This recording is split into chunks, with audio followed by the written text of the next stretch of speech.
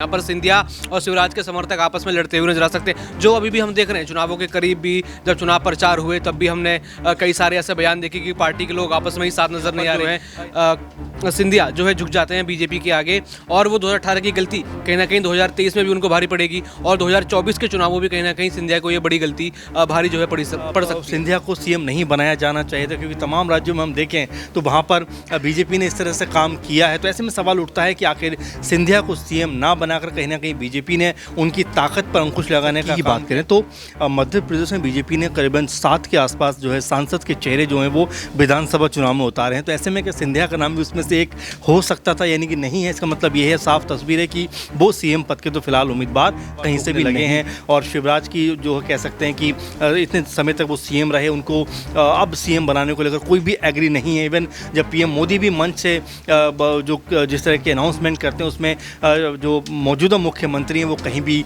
नज़र नहीं आते, उनका नाम कहीं भी नज़र नहीं आता। तो ये सबसे बड़ी बात है कि जो बीजेपी है कहीं ना कहीं वो अपने ही नामों में घिरी।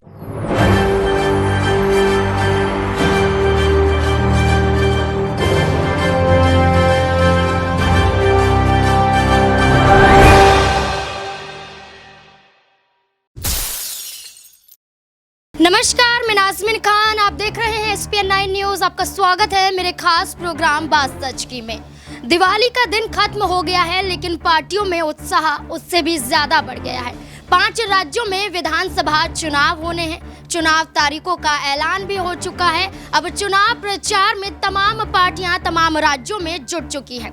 और मध्य प्रदेश की बात करें, यहाँ पर 230 सीटों पर चुनाव होने हैं। और मध्य प्रदेश में आज भारतीय जनता पार्टी और कांग्रेस पार्टी दोनों ही अपना दमखम दिखाती हुई नजर आएंगी। अब ऐसे में राहुल गांधी का भी रोड शो मध्य प्रदेश में देखने को मिलेगा और अमित शाह का भी। लेकिन ये दोनों पार्टियां जो एक दूसरे को टक्कर दे रही हैं, मध्य प्रदेश में आखिरकार किस सरकार बनती हुई नजर आएगी।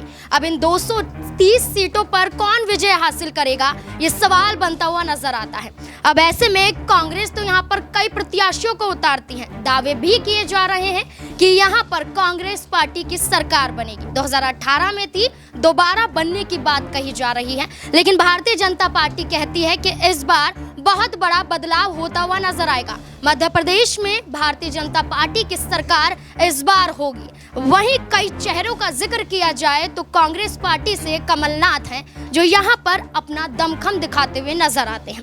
लेकिन भारतीय जनता पार्टी की बात करें तो 2 चेहरे हैं, और दोनों ही चेहरों में आपसी लड़ाई भी देखने को मिल रही है। एक है मध्य प्रदेश में बात करें शिवराज सिंह चौहान, जो मुख्यमंत्री हैं, और दूसरे केंद्रीय मंत्री ज्योतिरादित्य सिंधिया हैं। यहाँ पर आपसी लड़ाई इन दोनों के बीच में है। यहाँ पर यह लड़ाई एक तरीके से जाहिर होती हुई नजर तो नहीं आई है, लेकिन जिस तरीके से बयानबाजी देखी जाती है उससे यही अनुमान लगाया जा रहा है कि बेशक भारतीय जनता पार्टी मध्य प्रदेश में अपनी जीत का दावा करती हुई नजर आए, लेकिन इन 2 चेहरों पर असमंजस की स्थिति में बेशक रहने वाली है। अब ज्योतिरादित्य सिंधिया को कोई भी टिकट ना देना, किसी भी सीट से ना उतारना, वहीं शिवराज सिंह चौहान को पहली ही लिस्ट में बुधनी सीट से उतार देना कहीं ना कहीं भारतीय जनता पार्टी की एक सोची समझी साजिश भी मानी जा रही है। अब ऐसे में ज्योतिरादित्य सिंधिया कहीं ना कहीं ऐसे शब्दों का इस्तेमाल भी करते हुए नजर आते हैं जो कांग्रेस समर्थन में माने जाते हैं। यहाँ पर कई ऐसे ज्योतिरादित्य सिंधिया के समर्थक हैं जो कांग्रेस में वापसी भी कर चुके हैं। तो ये सवाल बार बार बनता हुआ नजर आ रहा है कि भारतीय जनता पार्टी में रहना क्या ज्योतिरादित्य सिंधिया की सबसे बड़ी भूल थी, या फिर कोई बड़ी चाल यहाँ पर ज्योतिरादित्य सिंधिया की नजर आ रही है। तो यहाँ पर न्यूज रूम में तमाम सवालों को खंगालने की कोशिश करेंगे। सबसे पहले मेरे साथ मौजूद है दौलत, आपका स्वागत है। दौलत, जैसे मध्य प्रदेश में अब 17 नवंबर को चुनाव होंगे, उससे पहले यहाँ पर तमाम पार्टियां लग गई। आज भारतीय जनता पार्टी और यहाँ पर कांग्रेस पार्टी की चुनावी रैलियां देखने को मिलेंगी। लेकिन भारतीय जनता पार्टी की बात करें तो यहाँ पर 2 चेहरों में वो तय नहीं कर पा रहे। अब शिवराज सिंह चौहान को टिकट दे देना, लेकिन ज्योतिरादित्य सिंधिया को नहीं देना। वहीं दूसरी तरफ ये भी कहा जा रहा है कि ज्योतिरादित्य सिंधिया के समर्थकों ने कांग्रेस में वापसी भी की है, और वो ये कह रहे हैं कि ज्योतिरादित्य सिंधिया बहुत बड़ी लापरवाही कर रहे हैं कि भारतीय जनता पार्टी में अभी भी हैं। तो क्या माना जाए कि ये एक भूल है उनकी भारतीय जनता पार्टी में रहना, या एक बड़ी चाल के रूप में देखा जा रहा है? कहीं ना कहीं अभी तक तो ये बहुत बड़ी चूक जो है यहाँ पर साबित हो रहा है, क्योंकि उनको यहाँ पर टिकट नहीं मिला, जहाँ पर उम्मीद जताई जा रही थी कि सीएम फेस उनको बनाकर लाएंगे, क्योंकि 2018 में यहाँ पर उन्होंने बीजेपी की सरकार बनाने में मदद की थी, कांग्रेस का साथ छोड़ के बीजेपी में आए थे। लेकिन 2023 में ऐसा नहीं हुआ। 2023 में ऐसा हुआ कि उन्होंने सीएम चेहरा अनाउंस ही नहीं किया, यानी यहाँ पर किसी को भी ऐसी उम्मीद बीजेपी ने दी कि आप सीएम बनोगे। लेकिन रिजल्ट के बाद हम देख सकते हैं कि यहाँ पर ध्रुवीकरण हो सकता है। यहाँ पर सिंधिया और शिवराज के समर्थक आपस में लड़ते हुए नजर आ सकते हैं, जो अभी भी हम देख रहे हैं। चुनावों के करीब भी जब चुनाव प्रचार हुए तब भी हमने कई सारे ऐसे बयान देखे कि पार्टी के लोग आपस में ही साथ नजर नहीं आ रहे। यहाँ पर देखा जाए तो कई नेताओं की आपस में बड़ी कला यहाँ पर चलती नजर आ रही है। तो देखा जाए चुनाव कहीं ना कहीं बीजेपी के लिए मुश्किल है। पहले तो अपनी पार्टी में यहाँ पर कलह को ख़त्म करना, फिर अगर जीत जाते हैं तो फिर उसके बाद किसको सीएम चुनेंगे, वहाँ बड़ा विवाद होगा। फिर क्या पता सीएम या डिप्टी सीएम को बनाने को लेकर यहाँ पर बहस हो। तो देखा जाए कहीं ना कहीं सिंधिया जो है कांग्रेस में अभी तक रहते तो यहाँ पर कहीं ना कहीं अपना मौका वो बुना पाते हैं, लेकिन बीजेपी में अगर मौका नहीं बना पा रहे, क्योंकि बीजेपी में वहाँ से और ज़्यादा कई बड़े नेता हैं जो उम्मीद लगाए हुए हैं। कई नेताओं को वापस बुलाया गया यहाँ पे लोकसभा से, कई सांसद हैं, कई पूर्व मंत्री हैं, उनको वापस बुलाया गया। तो उनकी उम्मीद यहाँ पे बढ़ जाएगी कि उनको सीएम बनाया जाएगा, क्योंकि वरिष्ठ नेता वो हैं। तो ऐसा देखा जाए बीजेपी कहीं ना कहीं एक तो पहले ही अपने फैसलों के चलते फंस गई है, और फिर दोबारा सिंधिया और शिवराज के इन मुद्दों के बीच फंसती हुई चले आ रही है। और बात की जाए सिंधिया की, तो कहीं ना कहीं बड़ा नुकसान उन्होंने कांग्रेस से यहाँ पर निकल के किया है, क्योंकि बीजेपी तो उनको उतनी तवज्जो दे नहीं रही। स्टार प्रचारक बने हैं, लेकिन एक दो ही रैलियां अभी तक जो है उन्होंने करी है। अमित शाह ही पूरा यहाँ पर कमांड जो है चुनाव की संभाल रहे हैं।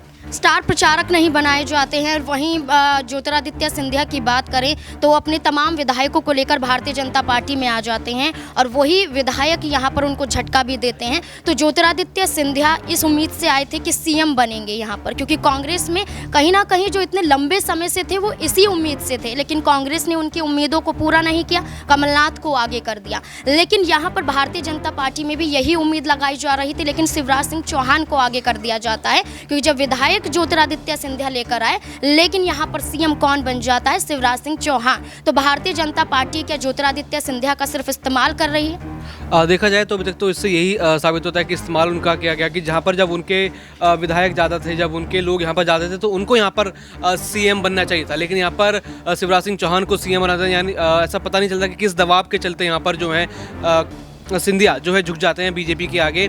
और वो 2018 की गलती कहीं ना कहीं 2023 में भी उनको भारी पड़ेगी, और 2024 के चुनावों में भी कहीं ना कहीं सिंधिया को ये बड़ी गलती भारी जो है पड़ सकती है। जी बिल्कुल, भारी पड़ सकती है, इस तरीके के दावे किए जा रहे हैं। और ऐसे में आपको ये बता दें कि यहाँ पर ज्योतिरादित्य सिंधिया को लेकर शिवराज सिंह चौहान के बीच में एक टक्कर भी देखने को मिल रही है। तो हमारे साथ अमन सर भी मौजूद है। सर, आपका बहुत बहुत स्वागत है। सर, सवाल ये रहेगा कि अभी तक जितना हमने माहौल देखा है मध्य प्रदेश में, और ज्योतिरादित्य सिंधिया भारतीय जनता पार्टी में आ जाते हैं, शिवराज सिंह चौहान अपने आप को लेकर दावा करते हैं कि वो सीएम होंगे, लेकिन ज्योतिरादित्य सिंधिया अभी भी भारतीय जनता पार्टी का प्रचार प्रसार कर रहे हैं, लेकिन स्टार प्रचारक भी नहीं बनाए जाते हैं। तो ज्योतिरादित्य सिंधिया को क्या ये नहीं सोचना चाहिए था कि वो कांग्रेस में वापसी कर लेनी चाहिए थी उन्हें? क्योंकि यहाँ पर उम्मीद तो उनकी पूरी होती हुई नजर नहीं आई, और कहीं ना कहीं ये लग रहा है अगर भारतीय जनता पार्टी मध्य प्रदेश में जीती तो फिर शिवराज सिंह चौहान ही आगे आएंगे। देखिए, बिल्कुल, और पहले भी ये बात कही गई थी कि सिर्फ मंत्री ही बनना था, तो कांग्रेस पार्टी में मंत्री रह चुके हैं, और सारा मसला जो है सीएम पद को लेकर था। क्योंकि मुझे अभी भी याद है 2018 के चुनाव के वक्त जब कांग्रेस पार्टी ने मध्य प्रदेश में जीत हासिल की थी, और उस वक्त जो है कमलनाथ का नाम निकलकर जब सामने आया तो उसको लेकर हर कोई हैरान था। क्योंकि अगर आप राजस्थान और मध्य प्रदेश को 2018 में देखें तो लगभग दोनों इलेक्शन जो थे वो सचिन पायलट जो है राजस्थान के मुख्य चेहरा थे, तो वहीं ज्योतिरादित्य सिंधिया मध्य प्रदेश के मुख्य चेहरा थे कांग्रेस पार्टी के। लेकिन जैसे ही चुनाव हुआ, परिणाम सामने आए, उसके बाद दोनों जगह से जो नाम थे वो निकल कर जो है सामने आए, अशोक गहलोत और कमलनाथ का। हालांकि बहुत सारे लोगों ने इसको लेकर नाराज़गी जाहिर की, जो कह सकते हैं कि सिंधिया खेमे के लोग थे वो बहुत नाराज़ थे। वहीं अगर सचिन पायलट खेमे की बात करें राजस्थान में, तो वो वहाँ पर बहुत नाराज़ थे। लेकिन कांग्रेस ने इसका एक हल निकाला कि जो युवा उनके चेहरे थे, यानी कि सिंधिया और सचिन, उन दोनों को एक तरीके से मना लिया कि आप मत बनिए सीएम, बाद में आपको बनाएंगे। और यही वजह थी, कहीं ना कहीं यही खटास थी जो लगातार जो देखने को मिलती रही, और कभी भी कमलनाथ और एक तरीके से सिंधिया के बीच में जो है कह सकते हैं अंडरस्टैंडिंग कभी बन ही नहीं पाए। बहुत सारे ये भी देखा गया कि वो अध्यक्ष भी नहीं बन पाए मध्य प्रदेश में कांग्रेस पार्टी के सिंधिया। तो तमाम जो चेहरे थे कांग्रेस पार्टी के वो यही कहना चाहते थे कि आपने सारा का सारा जो बागडोर है वो एक तरीके कमलनाथ के हाथों में दे दिया है, और सचिन जो ज्योतिरादित्य सिंधिया है उनको आपने कुछ भी नहीं दिया। तो यही नाराज़गी की वजह थी कि बाद में ये इस लेवल पर बढ़ गई कि 15 महीने महज लगभग लगभग जो है कमलनाथ सीएम रहे मध्य प्रदेश के, उसके बाद उनको पद छोड़ना पड़ा क्योंकि जो है सिंधिया का जो गुट था वो बीजेपी में शामिल हो गया। तो ये एक इतिहास बताता है कि वो शामिल इसीलिए हुए कि उनको सीएम बनाया जाए, क्योंकि अगर हम सिर्फ आंकड़ों की ही बात करें तो क्या सिंधिया को सीएम नहीं बनाया जाना चाहिए था, क्योंकि तमाम राज्यों में हम देखें तो वहाँ पर बीजेपी ने इस तरह से काम किया है। तो ऐसे में सवाल उठता है कि आखिर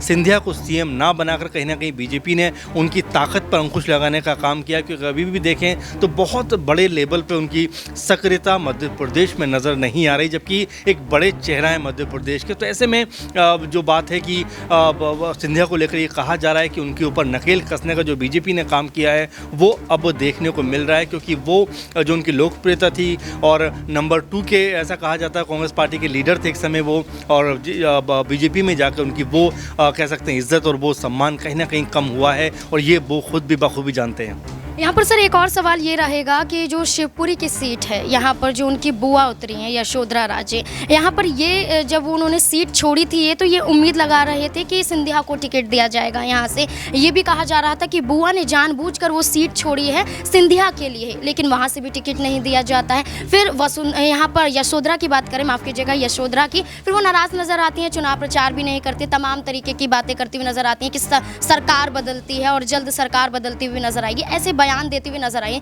तो क्या ज्योतिरादित्य सिंधिया को यहाँ पर चुनावी मैदान में ना उतारना, ये नाराजगी यशोधरा राजे की तरफ से दिखाई दे रही? देखिए एक तो हमें ये भी समझना पड़ेगा नाज़मीन कि अगर हम देखें सिर्फ सांसद की ही बात करें तो मध्य प्रदेश में बीजेपी ने करीबन 7 के आसपास जो है सांसद के चेहरे जो हैं वो विधानसभा चुनाव में उतारे हैं। तो ऐसे में कि सिंधिया का नाम भी उसमें से एक हो सकता था, यानी कि नहीं है, इसका मतलब ये है साफ तस्वीर है कि वो सीएम पद के तो फिलहाल उम्मीदवार कहीं से भी नहीं है। और रही बात जो सीट छोड़ने की आप बात कर रहे हैं, तो देखिए जिस तरह से इस समय सिंधिया का हाल बीजेपी में नज़र आ रहा है वो कोई बहुत सुखद नहीं है, क्योंकि कई बार इस तरह के बयान सामने आते हैं, कई बार इस तरह की बातें सामने आती हैं कि बीजेपी में भी जाकर सिंधिया कोई बहुत खुश नहीं है, क्योंकि उनकी मंशा, उनकी जो ख्वाहिश थी वो थी मध्य प्रदेश का सीएम बनने की, लेकिन वो कहीं से भी फिलहाल तो पूरी होती हुई नज़र नहीं आ रही। क्योंकि अगर इस बार कांग्रेस की सरकार बनती है तो वो वैसे ही संभावना ख़त्म हो जाती है, और अगर बीजेपी की सरकार दोबारा आती है तो शिवराज के अलावा कौन सा बड़ा चेहरा होगा, ये अपने आप में जो है एक अलग तरह का कह सकते हैं विषय है, क्योंकि वहाँ पर कई लोग इस समय उम्मीदवारी का जो है कह सकते हैं कि अभी से दावा ठोकने लगे हैं, और शिवराज की जो कह सकते हैं कि इतने समय तक वो सीएम रहे, उनको अब सीएम बनाने को लेकर कोई भी एग्री नहीं है। इवन जब पीएम मोदी भी मंच से जो जिस तरह के अनाउंसमेंट करते हैं उसमें जो मौजूदा मुख्यमंत्री हैं वो कहीं भी नज़र नहीं आते, उनका नाम कहीं भी नज़र नहीं आता। तो ये सबसे बड़ी बात है कि जो बीजेपी है कहीं ना कहीं वो अपने ही नामों में घिरी हुई है। कई नाम ऐसे हैं, क्योंकि कैलाश विजयवर्गीय तो खास तौर पर नाराज़ हैं, क्योंकि वो ये चाहते थे कि शिवराज के बाद उनका नाम अनाउंस किया जाए, लेकिन फिलहाल ऐसी कोई संभावना नहीं लग रही। वहीं अगर सिंधिया की बात करें तो बिल्कुल मुझे कहने में कोई संकोच नहीं है कि सिंधिया की जो एक तरीके से मध्य प्रदेश में ताकत थी, जो उनका रसूख था, लोकप्रियता थी, उसमें बहुत जो है कह सकते हैं कमी आई है, और ये वो खुद भी समझ पा रहे हैं। और ऐसे में अगर उनके ही क्षेत्र ग्वालियर से अगर बीजेपी जो है आने वाले कह सकते हैं कि चुनाव में जो विधानसभा चुनाव में अगर परिणाम उनके खिलाफ आते हैं बीजेपी के, तो ये एक और हार सिंधिया के लिए हो जाएगी। तो ऐसे में क्या जो रहा साहस सम्मान भी है सिंधिया के वो भी ख़त्म होगा, ये देखना बहुत दिलचस्प होने वाला है। क्योंकि तमाम बीजेपी के जो नेता हैं उन्होंने इसी को लेकर सवाल उठाया कि सिंधिया के गढ़ में अगर बीजेपी हार रही है तो इसका मतलब वो पार्टी के जी सिंधिया का गढ़ ग्वालियर की बात करिए आपने, तो ग्वालियर में भारतीय जनता पार्टी ने सिंधिया समर्थक को उतारा है, कांग्रेस पार्टी ने भी सिंधिया समर्थक को ही उतारा है। तो दो समर्थक सिंधिया के ही पर आपस में ही लड़ते हुए नजर आएंगे, तो बड़ी लड़ाई देखने को। सिंधिया वर्सेस सिंधिया ऐसा कह सकते हो। तो यही सबसे बड़ी बात है कि जिस तरह से अगर आप कांग्रेस पार्टी में एक पूरा ज़माना आपका रहा है, परिवार आपका पूरा कांग्रेस पार्टी में रहा है, और 2-3 साल से आपने सिर्फ पद के लिए अगर पार्टी छोड़ी है तो वो लोग तो आपसे छूटेंगे नहीं, तो वो कहीं ना कहीं निकल कर आपके सामने आता रहेगा। और सिंधिया के भाषण में भी आपने एक चीज़ देखी होगी, कभी भी उन्होंने खुलकर राहुल गांधी का जिक्र नहीं किया है, नाम नहीं लिया है, न विरोध किया है। तो ऐसे में कई सवाल उठते हैं आज भी कि क्या संभावना है सिंधिया की वापस कांग्रेस में आने की, क्योंकि बहुत सारे लोग ये कहते रहे हैं कि एक समय आएगा जब सिंधिया वापस कांग्रेस में आ जाएंगे। तो मुझे लगता है कि अगर ये इलेक्शन बीजेपी हारती है तो क्या सिंधिया की वापसी कांग्रेस में हो सकती है, एक संभावना का दौर तो मेरे ख्याल से शुरू हो ही जाएगा। बहुत बहुत शुक्रिया सर। बिल्कुल यहाँ पर जिस तरीके से अमन सर ने कहा कि बिल्कुल यहाँ पर अगर भारतीय जनता पार्टी मध्य प्रदेश में हारती है तो कहीं ना कहीं ज्योतिरादित्य सिंधिया की कांग्रेस में वापसी हो सकती है, इस बात के भी अनुमान लगाए जा सकते हैं। क्योंकि क्योंकि कांग्रेस से अलग हटने का मतलब ज्योतिरादित्य सिंधिया का यही था कि सीएम चेहरे को लेकर या सीएम पद उन्हें दिया जाए, लेकिन टिकट ही नहीं दिया जाता है, शिवराज सिंह चौहान पर दांव खेला जाता है, तो कहीं ना कहीं ये सवाल बनने लाजमी हो जाते हैं कि रिजल्ट के बाद ज्योतिरादित्य सिंधिया क्या कुछ कदम उठाते हुए नजर आएंगे। आपको क्या लगता है कि मध्य प्रदेश में किसकी जीत होती हुई नजर आएगी, भारतीय जनता पार्टी या कांग्रेस पार्टी? क्या है आपकी राय? कमेंट सेक्शन में जरूर बताएं। देखते रहें SPN 9 न्यूज़। धन्यवाद।